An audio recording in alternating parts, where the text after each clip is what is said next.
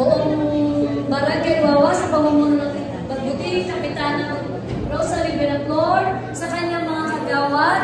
Maraming salamat po at nakita yung ating best practices. Kagawad natin sa inyong lahat. Thank you po sa mainit na pagtanggap ng ating mga bisita from SDO Southern Leyte. Kamusta po, palakpakan? Ayan, si Ma'am. So yun po ang sikreto. Para 101, 102 to 50% na suporta ng barangay. Bigyan niyo po sila ng napakaraming pagbuti. Para lalo po sila sa resipa. Yan po sila, hindi kami nagdadalawang salita sa kanila.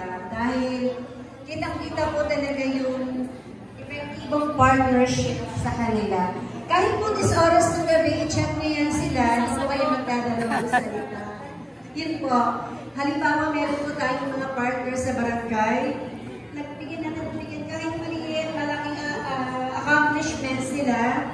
Talaga po totoo yun, napakarami nilang mga sertipiko dahil totoo naman, talaga po sila ang #1 barangay. Yo! Nung nakaraan, number 2 sila kasi nga nauubos na yata nila ang mga out-of-school children, youth, and adults.